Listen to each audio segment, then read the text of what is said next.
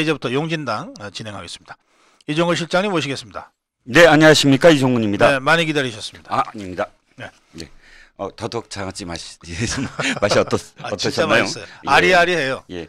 저도 기다리면서 그걸 듣는데 예. ASMR이라고 아시죠? 음식을 이렇게 드시는데 소리가 막 귀에 솔깃해서 집중이 안 됩니다, 지금. 죄송해요. 네, 자, 오늘 제가 네. 첫 번째 말씀드릴 건 네. 지지율입니다. 네. 지지율 다 기분 좋게 그 여론조사 소식을 들으셨겠지만 네. 좀 모아서 분석을 좀 해드릴 그런 순간이 예. 굉장히 중요한 어떤 네. 순간이라 일단 네 곳의 여론조사가 똑같은 모양을 보였다라는 점이 굉장히 중요합니다. 네, 네. 물론 우리가 알고 있는 리얼미터라든지 또 RN서치 네. 굉장히 중요합니다. 리얼미터 5주 연속 상승. 리얼미터가 사실 굉장히 좀 뭐랄까요? 인색하지? 좀 인색하죠. 그런데 자유우파한테 인색하죠. 그렇습니다. 근데 5주 연속 상승을 한다. 예. 리얼미터는 출렁거리게 만들어요. 일부러 막 널뛰고 막 하면서. 그런데 지금 5주 연속 상승을 지금 기록했다는 건 네, 네. 굉장히 유의미하다라는 거. 그다음에 RN서치가 올해 최고치 44.7%를 기록했다. 이건 네. 어떤 의미를 갖냐면 가장 높아요. 지금 여론조사 기관들 중에 45%대거든요. 네. 이게 50%를 향하고 있거나 첫 번째, 두 번째는 최소한 윤 대통령이 그러니까 이 대선 때 받은 득표율에 근접했다라는 그런 의미를 갖고 있습니다. 네. 그다음에 국민 리서치, 에이스 리서치가 실시한 것도 42.2%, 네. 조원 CNI가 실시한 것도 41.2%로 네 개 기관을 갖고 있는데 모두 다 40%가 넘었다는 거. 그리고 네 개 기관이 모두 다 상승세, 최소한 3주 이상의 상승세를 보였다는 거. 이게 굉장히 중요하고요. 네. 하나만 더 말씀을 드리면, 근데 이게 정말 중요한 건 뭐냐면 최악의 상황에서 사실 이런 어떤 상승세를 유지했다는 거예요. 네. 어떤 최악의 상승세? 첫 번째는 기간입니다. 5월 달은 사실은 좌파들의 세상입니다. 그렇죠. 5.18부터 시작을 해서 또 노무현 서거일부터 시작을 5.23. 해서 이 연달아서 그런 그 자신들의 기념일로 펌프질을 해대는 그런 이 기간이고요. 그런데 그것보다 더 사실 불리했던 게 보수를 언제나 공격했던 두 가지 패턴이 있지 않습니까? 열사정국. 그러니까 누군가가 분신을 한다거나 누군가가 희생을 해서 그렇게 죽였다라고 해놓고 그 열사 정국으로 만든다거나 혹은 괴담 정국, 우리가 사드로 인해서 참외가 전자파에 튀겨진다거나 사드 참외가요.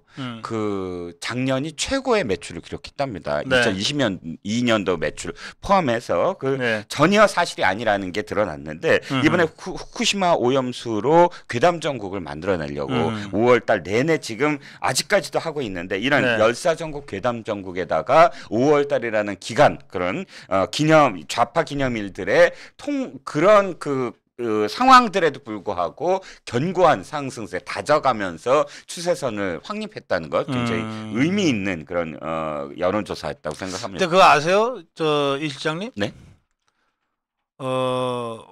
저희 고성국 TV가 네. 한국 여론평판연구소와 조사했던 하시죠. 게 5월 1일입니다. 네. 그때 처음으로 41%를 발표했거든요. 네네. 그 후로 지금 쫙 따라오고 있어요. 그렇죠. 선도하고 있다라고. 그렇다고 해서 우리가 숫자에 손대거나 이런 거 아니거든요. 그럼요. 가장 객관적으로 하는데 그렇습니다. 네네. 그래서 제가 어제 오늘 사이에 제일 많이 들었던 질문 중에 하나가 다음 조사는 언제 하시나요? 아하, 그렇죠. 예. 언제 하십니까? 고성호 TV와 여론평판연구소의 조사를 많은 분들이 이제 기다리게 됐어요. 네. 저희가 매월 말에 조사를 해서 매월 초에 발표하거든요. 네. 조사는 이틀 정도는 해야 되니까. 그리고 그렇죠. 이제 그걸 분석 정리하려고 그러면 또 한 이틀 걸리고요. 네. 그래서 저희가 이번 주말에 조사를 합니다. 네. 이번 주말에 조사를 그러니까 6월 3, 4일 조사할 겁니다. 그래서 4일 밤 늦게는 아마 조사가 정리가 될 건데요. 그러면은 6월 5일 날 월요일 날 발표할 겁니다. 저희들도 이게 과연 어떻게 조사가 나올지 잘 모르겠어요. 저희들도 지금 관심을 갖고 있는데 여기 댓글에는 50%대 고고싱 하자 이런 댓글들 많이 올리시잖아요. 그런데 이런 경우에는 이렇게 어떤 예단도 하면 안 되니까 그렇죠. 일단 저희들이 6월 5일 날 그 조사 발표를 한다는 예고만 해드리겠습니다. 네. 어떻게 숫자가 나올지 모르겠는데 네. 어쨌든 가장 공정하고 객관적인 그런 조사를 여러분께 6월 5일 날 발표해 드리겠습니다. 네. 예. 대통령의 그 PI에 대해서 사실 많이 네. 지적들을 해오지 않았습니까? 프레지던트 아이덴티티. 그러니까 대통령의 이미지가 사실 단점으로는 너무 투박하다, 너무 고지식하다, 너무 네. 원칙적이다 이런 부분들에 대해서 앞으로 지지율을 생각할 때 좀 고쳐야 되지 않느냐라는 의견이 많았는데 네. 거꾸로 지금 여론조사를 보면 왜 호감을 갖느냐, 왜 긍정적으로 바라보느냐에 네. 가장 많은 이 표를 던진 게 결단력, 추진력이더라고요. 아하, 예. 두 번째가 한미동맹 안보 강화, 세 번째가 노동개혁. 네. 그걸 보면 대통령의 어떤 이미지가 처음에 단점으로 생각했던 것이 도리어 그것이 쌓여나가고 결과로 되고 네. 또 개혁적인 어떤 모습의 원칙을 지키는 그런 모습들이 고착화되면서 대통령의 이미지를 완전히 결단력, 추진력, 아하, 예. 원칙 뭐 이런 쪽으로 지금 이런 이미지가 변신이 아니라 이렇게 안정되게 고착화된 그래요. 게 아닌가 싶습니다. 이제 윤석열 대통령의 그 뚝심과 진심, 네, 이게 문재인이나 좌파들의 그 얄팍한 쇼하고는 차원이 다르잖아요. 네, 네. 근데 그 진심과 뚝심이 국민들한테 이게 진짜구나라고 체감되는데 시간이 좀 걸려요. 그렇죠. 예, 예. 이게 맞습니다. 문재인이처럼 얄팍하게 쇼를 하면 우선 그럴듯해 보이거든요. 네, 예, 그래서 깜빡깜빡 넘어가기가 쉬운데 네. 윤석열 대통령은 일체 그런 것 없이 오로지 진심으로 그리고 뚝심으로 뚜벅뚜벅 여기까지 온 겁니다. 그래서 만들어낸 상승세이기 때문에 이 상승세는 뭐 웬만해서는 꺾이지 않을 것이다. 네. 예, 그렇게 저는 생각합니다. 그렇죠. 다져나가면서 위로 지금까지 올라왔으니까요. 이를테면은 지금 그 TV 동물농장인가? 네, 거기 출연해서 윤석열 대통령과 김건희 여사가 네. 그 11마리의 반려동물과 함께 지내는 얘기를 하면서 그 설명 중에 그러니까 진행자가 그런데 어떤 동기로 반려동물과 인연을 맺게 됐습니까? 라고 질문을 하자 윤석열 대통령이 설명을 하려다가 사실 말을 흐리잖아요. 네, 네. 그 이제 아픈 뭐 특별한 계기가 없습니다. 뭐 이렇게 해서 그렇잖아요. 흐리게. 근데 그거를 김건희 여사가 받아서 그냥 솔직하게 그 설명을 하지 않습니까? 네. 아이를 잃었던 네네. 그러니까 유산으로 아이를 잃었던 그 아픔과 슬픔을 얘기하면서 그때 그 남편의 그 아픔을 조금이라도 이렇게 하기 위해서 반려동물을 입양하게 됐고 이렇게 쭉 설명하잖아요. 네. 그게 어떻게 연출하고 기획이 될 수 있겠어요. 네, 그렇죠. 이제 그런 진심이 전해지는 거거든요. 그런데 그거 가지고서도 이 개딸들이 발작들을 하네요. 그러니까 특히나 전 가장 그 분노를 했던 게 네. 바로 그 대목에서의 네.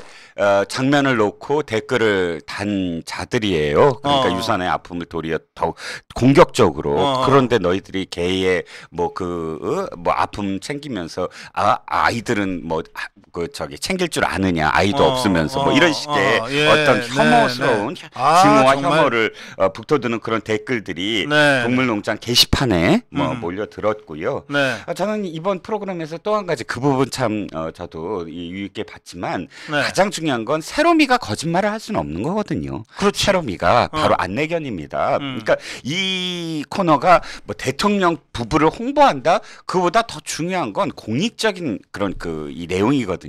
네. 즉 안내견으로서 자신의 어떤 본능을 완전히 억제를 하고 한 10여 년을 살아야 돼요. 그러니까 네. 이 장애를 가지신 분들을 위해서 네. 그리고 마약 탐지견 같은 그런 그 군이라든지 경찰에 소속돼 있는 견들 있지 않습니까? 그런 동물들도 역시 자신의 본능을 완전히 억제당한 채 그 그렇죠. 일을 예. 위해서 사실 자신이 희생하는 거거든요. 그럼요. 그러면 어느 정도 그런 일들을 다 끝난 다음에 노견이 됐을 때는 못 돌아오는 거예요. 왜냐하면 본능은 워낙 십수년 동안을 그렇죠. 억제를 그렇죠. 했었기 때문에. 예. 근데 그들을 품에 안고 그다음에 다시 이제 정상적인 어떤 남은 짧은 여생이라도 정상적인 어떤 반려견으로서의 자신의 어떤 삶을 할 수 있게 만들어 주는 것.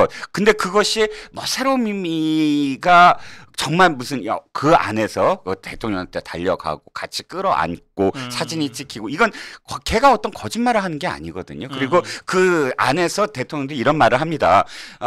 정책적으로 이거 좀 바꿔야 될 이유가 있다. 즉 그런 개들에 대해서는 정부가 예를 들어서 보조를 해서 뭐 이런 어떤 동물병원이라든지 그런 갔을 때 보조를 해주는 것이 필요하지 않느냐. 뭐 이런 이 내용도 있고, 그러니까 공익적 어떤 가치가 충분히 있었고 또 대통령이 그것을 위해서 무엇인가를 만든 게 아니라 이미 새롬이라는 안내견을 입양을 해서 그 새롬이와 함께하는 모습이 진솔하게 뭐 담겨져 있었기 때문에 그것을 두고 진영의 논리로서 뭐 공격을 하는 건 아마도 그냥 그런 정치적인 어떤 이유가 없는 그야말로 동물농장을 사랑하시는 그런 분들에게는 굉장히 감동적인 어떤 대목이었다라고 생각합니다. 예, 그런 의미에서도 윤석열 대통령 김건희 여사의 진심이 지금의 지지율 상승의 핵심이다.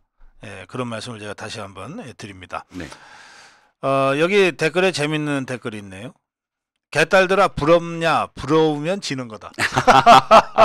왜냐하면 이번에 이 TV 동물농장 때문에 저 이재명이 소환되고 문재인이 소환되고 계속 소환됐거든요. 그들이 이 댓글을 할 때마다 거기에 또 뛰어드셔서 그러면 행복이는 어디로 갔느냐? 이재명이 왜 똑같이 그 동물농장에 출연했었어요. 성남시청 시절에 시장 시절에 행복이라는 개를 두고 뭐 자기가 뭔가 하는 것처럼 했지만 그 행복이가 결코 뭐 지금 새롬이처럼 행복하지 않거든요. 그리고 또 문재인 뭐 더 말씀 안 드려도 되겠죠.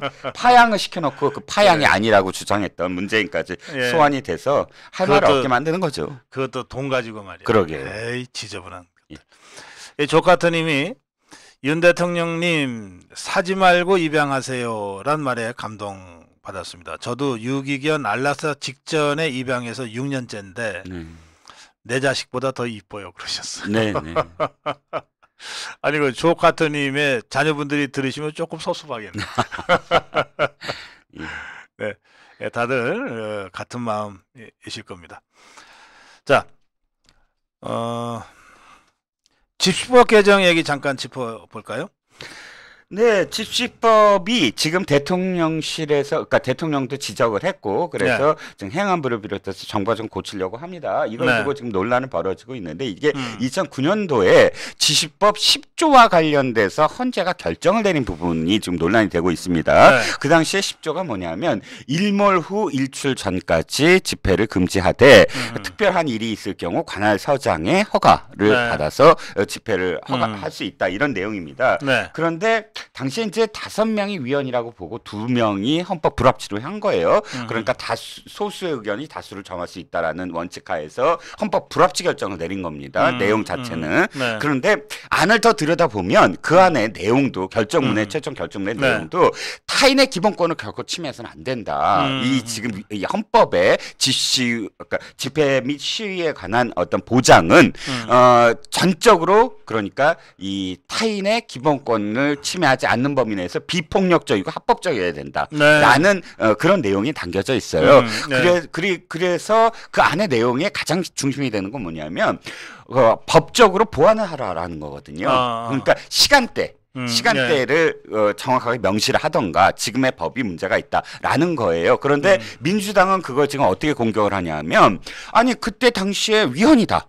라고 아예 헌법 불합치라고 나왔는데도 불구하고 5명이 위헌을 했으므로 근데 원래 정확하게는 6명이 돼야지 그게 위헌이 딱 결정이 되잖아요. 9명 중에 3분의 2. 그러니까 그게 되지 않았으므로 지금 헌법 불합치가 됐고 또 그 안에 결정문에 분명히 아까도 말씀드린 대로 내용이 있습니다. 그러므로 사실상 이 지금 집권 여당에서 하려고 하는 건 정확하게 지금 그 헌법 불합치 결정에 맞춰서 이 문제를 우리가 공론의 장으로 끌어들이자라는 것이고요.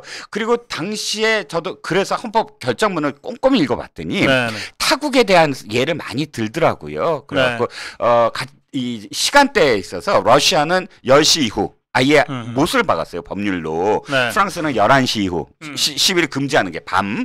그다음에 뭐 미국 같은 경우는 주마다 다르지만 오후 8시 내지는 11시 이후에는 못하게 이렇게 네. 적시가 돼 있거든요. 그래서 시간을 정확하게 적시를 해보자라는 게 이제 정부의 취지인데, 그것을 두고 지금 민주당은 그러니까 그 헌법의 어떤 표현의 자유를 지금 위축시킨다라는 주장을 하고 있습니다. 예, 알겠습니다. 이거 뭐 원래 그렇잖아요. 이 사상의 자유건 표현의 자유건 집회 시위 결사의 자유건 네. 이건 이제 여기까지거든요. 네. 이렇게 주먹을 내질렀을 때 이 코앞까지만 자유라는 거예요. 네. 이게 조금 더 나가서 상대방이 코를 쳐서 다치게 하면은 그건 그때부터는 폭력이지 자유가 아니라는 거거든요. 그렇습니다. 그러니까 주먹을 내지를 수 있는데 네. 그것은 상대의 코앞에서 멈추는 자유다. 네. 이거거든요. 네. 그러니까 지금 그 상대의 코를 때리고 있는 불법 이 민폐 노숙 집회라든지 이런 것들은 우리 국민의 코를 때리고 눈을 때리고 지금 뭐 피투성이를 만드는 거란 말이에요. 그렇죠. 그러니까 그것을 코앞에까지 눈앞에까지만 허용하도록 제한하겠다는 거니까. 네. 이건 사실은 뭐 이론의 여지가 없어요. 네. 그러니까 무식한 것들이 덤벼들 수는 있는데 기본권의 기본 원리를 제대로 아는 사람이라면 그런 말도 안 되는 주장을 할 수가 없죠. 그렇습니다. 자, 거기까지 하겠습니다. 네. 우리 저 댓글 중에 수색대님 댓글이 있는데, 현충일 광화문 불참에 아쉬워요. 저는 현충일에 먼저 가신 해병대 선후배 참배 행사 때문에 그러셨어요. 벌써 저 6월 6일 현충일이 다가오네요. 제가 수색대님의 댓글을 보면서 갑자기 생각이 났습니다. 저희가 우리 아미고 회원들과 함께 그 현충원 참배를 6월 5일 날 하려고 합니다. 6월 6일 날은 워낙 많은 분들이 오시니까, 그래서 하루 먼저 6월 5일 날 아침 방송 끝나고 이제 저희들 우리 방송국 스태프들만 조용히 갔다 오려고 그랬는데, 그래도 또 함께 가시고 싶어 하시는 분들이 계실 수 있어서 그 말씀을 제가 조금 조심스럽지만 드립니다. 이게 뭐 행사하러 가자고 하는 식으로 이렇게 잘못 알려질까봐 그래서 제가 조심스러운데요. 자세한 내용은 이번 주 금요일 시청자와 함께 시간에 저희들이 알려드리겠습니다. 자, 이정근 노트 얘기 좀 해볼까요? 네네. 이게 지금 제가 이게 이정근 노트에 나오는 이 사람들 이거 명단을 이렇게 쭉 보고 있는데요. 네. 어쨌든 이 이정근이라는 자가 쓴 노트에 나오는 이름은 이렇습니다. 노무현, 문재인, 노영민, 류영진, 이재명, 노웅래, 김영배, 이원욱, 설훈, 김병욱, 김영진, 고용진, 신학림, 이상호, 성식경, 김기문, 서승원, 송기인, 박우식 이렇습니다. 자, 우선 이 실장님, 네. 이정근 노트가 어느 정도 신빙성 있는 자료라고 보십니까? 어느 정도가 아니라 거의 뭐 네. 굉장히 자세하게 서술이 돼 있어요. 되게 이렇게 5장입니다. 보면 각각의 이 섹트가 있어요. 예를 들어서 문재인, 재수라는 건 문재인이 다시 한번 그 대권에 도전하는 것을 뒷받침하는 그런 모임이었어요. 그러니까 유영진 이런 이름들이 있습니다. 뭐 7인회, 이재명 7인회까지. 그리고 그 안을 들여다보면 관계도로 돼 있어요. 중심 인물이 있고 중심 인물 속에서 화살표로 해갖고 돈의 흐름, 자금의 흐름, 관계의 흐름을 만들어 놨습니다. 그런데 여기에 대해서 제가 신빙성이 있다는 건 뭐냐면, 첫 번째는 망라했다 그냥. 그러니까 정치적인 어떤 목적이 있다고 한다면 예를 들어서 특정 어떤 사건만 얘기를 할 겁니다. 특정 정파에 유리하게. 그런데 보면 이건 노무현 때, 그다음에 문재인 때, 그다음에 이재명 때의 모든 정치 자금, 비자금의 흐름들이 관계도로서 지금 표현이 돼 있거든요. 그리고 굉장히 핵심적인 부분들, 예를 들어서 우리가 알려진 사람들만 있다고 한다면 이것도 무슨 뭐 소설이다 할 수 있겠는데 안에 보면 알려지지 않았는데 숨은 비자금 총책들 이름이 나와요. 들여다보면 상당히 그 고개를 끄덕이게 만드는 인물들이거든요. 예를 들어서 뭐 류영진 같은 사람이 그렇습니다. 류영진과 성식경 같은 사람. 성식경. 사실 예.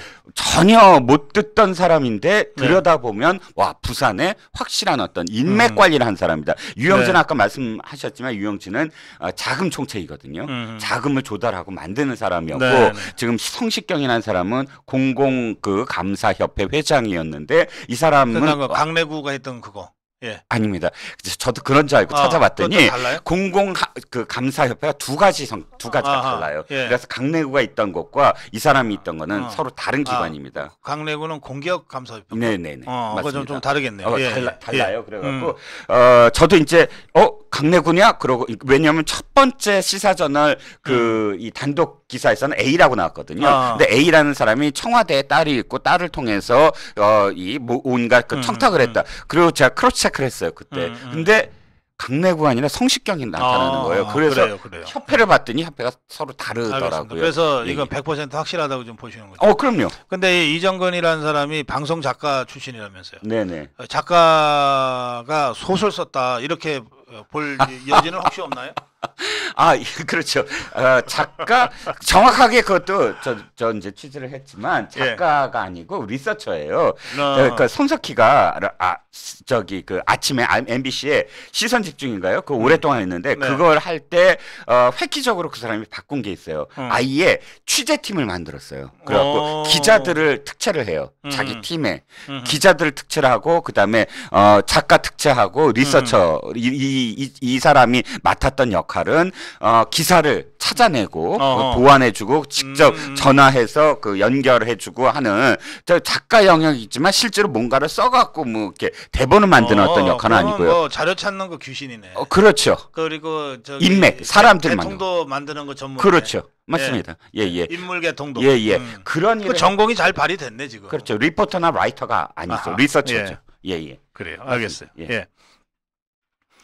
자, 이정근 노트가 뭐 아주 신빙성 높은 자료다라고 하는 것을 전제로, 그런데 이 이정근이가 왜 이런 실명들을 다 거론해서 이런 노트를 만들어서 지금 검찰은 그 이정근 노트를 갖고 있다는 것 아닙니까? 갖고 있죠. 예. 저는 이제 지금 다른 유튜브나 혹은 보수 유튜브에서 이것을 두고 이야기하는 것과 조금 다른 성격으로 좀 바라봅니다. 이유는 이거예요. 자, 일단 이정근은 구속되기 직전에 이걸 만들었습니다. 만든 사람이 누구냐도 미스테리예요. 자, 시사저널이 이걸 검찰에서 받았다? 그렇지 않은 것 같아요. 시사저널은 이거 완전 단독이거든요. 4월 21일부터 시사저널에 단독 기사만 5개가 나왔어요. 보통 이런 것들은 다 언론사도 다 뛰어들거든요. 근데 이정근 노트만큼은 시사저널이 독점을 하고 있어요. 계속 4월 21일 단독 첫 번째 단독부터 지금 5개를 쏟아내고 있는데, 자, 그런데 공통점이 있어요. 뭐냐면 검찰발이라든지 물론 그런 게 아니고 이 노트와 관련된 관계자 이렇게 표현합니다. 그러니까 멘트를 딸 때 관계자라고 얘기해요. 그러면 일부 어떤 다른 분석과 저도 그걸 기반으로 해서 말씀을 드리면 남편일 가능성이 굉장히 높다. 라고 얘기를 해요. 남편한테 일단 빨리 자기가 아는 거 구속돼서는 못하니까 이 내용들을 빨리 정리해놔라. 나한테 도움이 될 거다라고 정리를 시켰다. 뭐 남편이 아닐 수도 있습니다만 그래서 이 관계자가 아마도 시사저널에 지금 보낸 것 같고요. 시사저널이 이렇게 얘기합니다. 이것이 검찰이 갖고 있는 것과 똑같다라고는 아직 확정할 수 없다라고 얘기를 해요. 그럼 관계자라는 사람이 두 군데 다 보냈는데 어떤 자료를 어떻게 있는지, 그러니까 이 얘기는 시사저널이 검찰에서 받지 않았다는 걸 또 얘기를 하고요. 그런데 저는 이게 지금 중요한 게 뭐냐면 지금 이 안의 내용 중에 상당 부분이 문재인 비자금이에요. 보면 제가 굉장히 많이 분석을 해봤거든요. 근데 상당 그러니까 전체 분량에서 차지하는 게 부산에서의 인맥들, 이상호라든지 또 유영진, 또 성식경, 또 송기인, 이 등장하는 인물 중에 상당 부분이 그 송기인이가 그 신부 송기인 맞습니다. 아예 매월 돈을 줬다고 하더군요. 매월 박우식이가 박우식이가 그렇게 표현이 돼 있고요. 박우식이라는 사람 자체가 부산 부산 사업가예요. 그래서 부산의 인맥과 상당히 유착됐을 가능성이 높고요. 문재인과 관련된 그런 그 비자금의 상황들이 굉장히 많이 나와요. 그래서 뭐 재수회에 대한 이야기도 한 달에 한 번이고 굉장히 비밀 조직이고 재수에는 저 문재인이 두 번째 도전해서 대통령 만든 그 그렇죠. 예. 그런데 이들은 비밀 유지를 해서 하부 조직을 서로 모르게 했다. 이거 저기서 간첩들이 주로 지하 조직에서 하는 거잖아요. 별짓을 다 했네 네네. 이것들이. 그리고 문재인이 직접 참석했다 이런 표현이 있어요. 그 안에 예. 저는 이 재수회의 내용은 돈의 흐름도 돈의 흐름이지만 네. 문재인을 만들기 위한 이 비밀스러운 그 회동을 지금 표현하고 있어요. 안에 내용이. 네. 그리고 자금 조달책과 관련돼서 뭐 8명이다. 뭐 이런 그다음에 뭐 누구누구는 돈을 안 만들었다가 아주 구체적으로 돼 있거든요. 네, 자, 네. 재수회가 완전히 그렇다면 유영진 노트. 유영진도 역시 7인회를 제외하고 모두 등장하는 인물이다라고 써져 있습니다. 그럼 7인회는 뭐죠? 이재명 7인회예요. 네. 그러니까 5개의 챕터 중에 1개만 이재명이고 4개는 문재인이에요. 아하. 그리고 유영진이 다 그건 등장한다. 당연히 그렇지 않겠습니까? 네. 지금 이정건이가 뭔가 그런 이른바 그 고급 정보에 접근했던 때가 문재인 정부 때잖아요. 아, 그렇습니다. 뭐 네. 그렇고요. 이재명은 당연히. 이건 뭐 막판에 지금 와서 지금 이러고 있는 거고. 그렇죠. 실제로 지난 5년간은 문재인 세력들이 다 국정을 주물럭거렸던 때니까. 네네. 예. 맞습니다. 그래서 이제 그 이 제목들도 어쨌든 거의 다 문재인이 아예 이름이 있었고 네. 유영진이라는 문재인의 자금 총책이라고 이야기되는 사람이 7인에 빼놓고 모두 다 이름이 있고 또 그 중에서 노영민은 3개 챕터의 관계도의 최상위권. 네, 있어요. 이런 것들을 종합해 봤을 때 이정근은 문재인도 이렇게 있다. 라는 거를 남기고 싶었다. 라는 해석이 가능하고 네. 일단은 지금 예를 들어서 이게 너무 정보가 많을 때 혼선을 빚을 수가 있어요. 네. 우리가 예를 들자면 이거죠. 차곡차곡 해야 되잖아요. 우리는 지금 이재명부터 해야 돼요. 그래요. 예. 근데 지금 너무 큰 어떤 정보들이 왔어요. 물론 이건 파헤쳐야 됩니다. 네. 물론 이거 요리를 해야 되죠. 당연히. 그런데 이것을 또 너무 크게 우리가 이 전선에 뛰어들면 혼란스러울 가능성도 있다라는 네. 걱정도 있다는 겁니다. 알겠습니다. 네. 예. 자, 지금 말씀 중에 수색대님의 슈퍼챗, 단짝이님의 슈퍼챗, 그리고 한 분이 더 하셨는데 제가 그 미처 읽어드리지 못했습니다. 죄송합니다. 예. 그리고요. 지금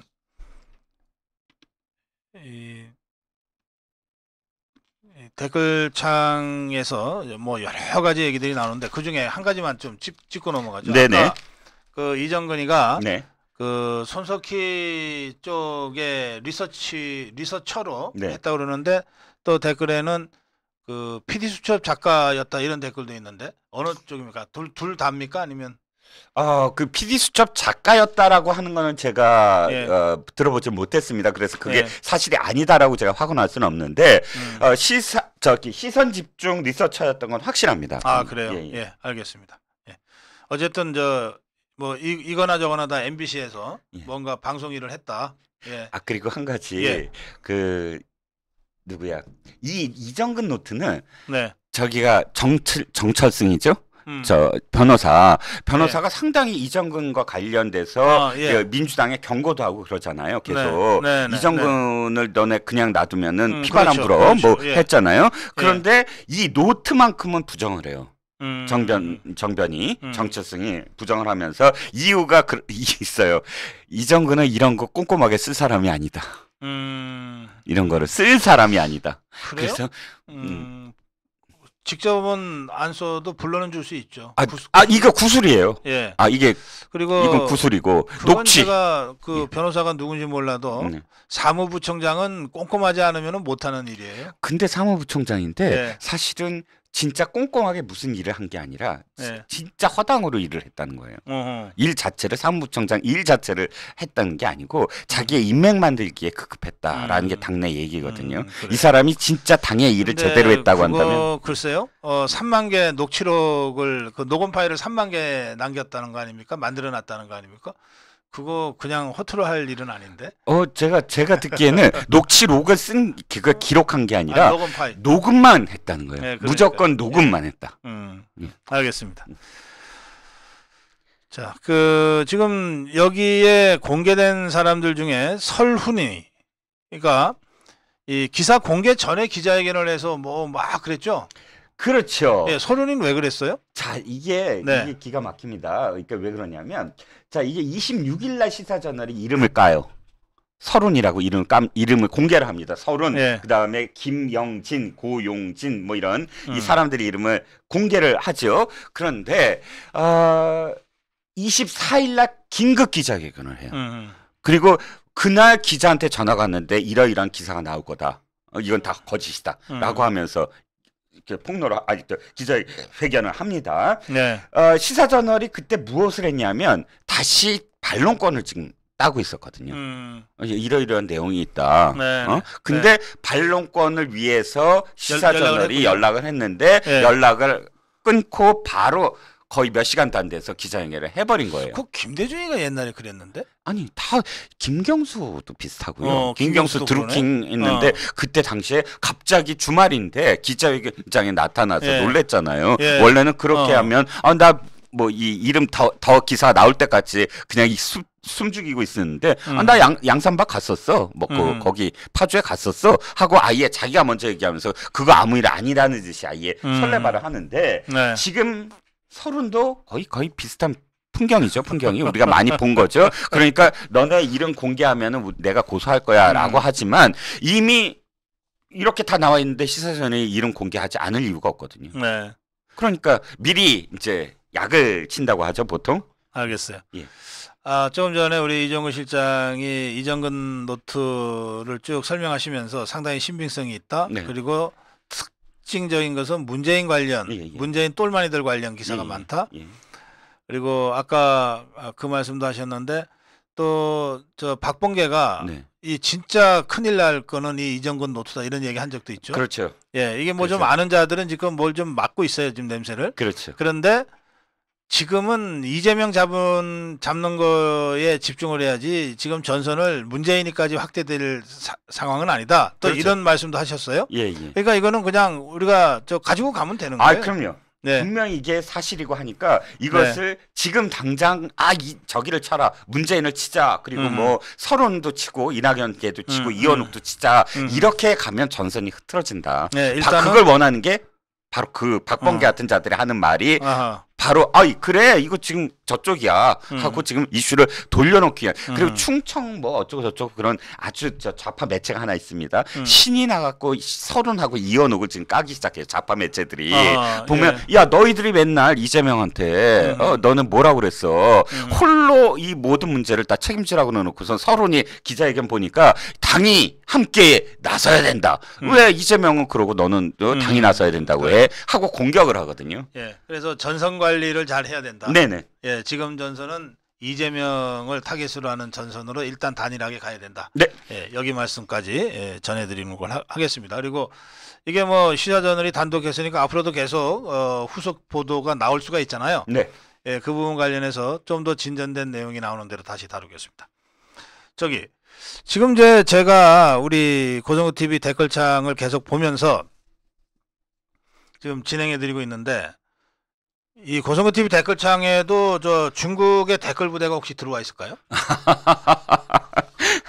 아니 근데 들어올 가능성도 저 있다고 봅니다. 최근에 가끔 이상한 댓글이 올라오긴 해요. 생뚱맞은. 그렇죠. 특히 저 이번에 그 간첩단 그 공소장 보셨잖아요. 공소장 보시면 옛날에는 뭐 박사님 너무 잘 아실 겁니다. 학교 다닐 때 주사파이들이 이불 뒤집어 쓰고 단파 라디오 들으면서 난수표에다가 썼잖아요. 요즘은 보수 유튜브 댓글에서 이걸 서로 이야기를 한다고 합니다. 예를 들자면 어떤 아이디를 가진 사람이 댓글을 쓸 때 그걸 봐라. 라는 거예요.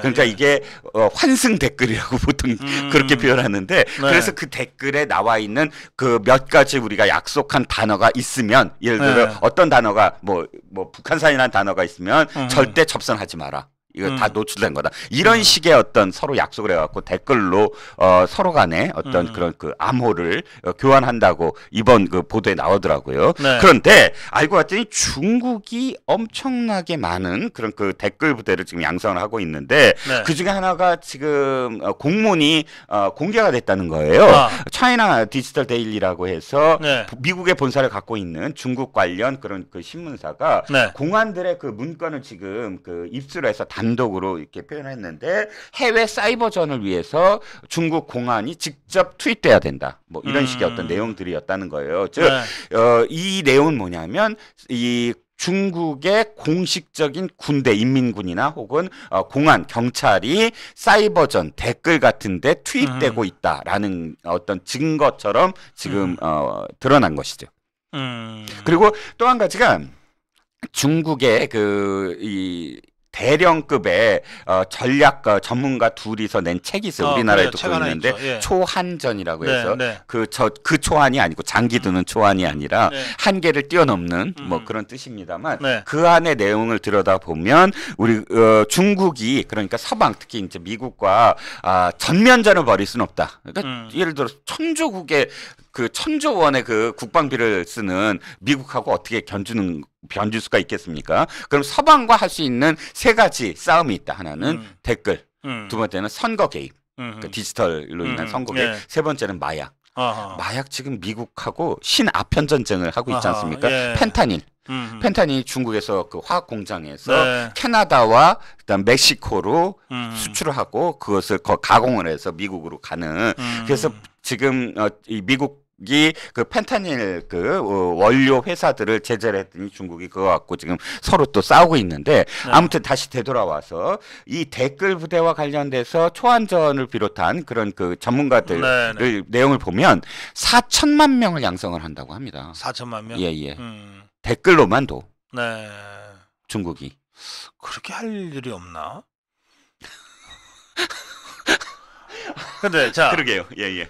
중국이 뭐 저희는 고성국 TV 댓글에도 들어와 있을 거라고 보는데요.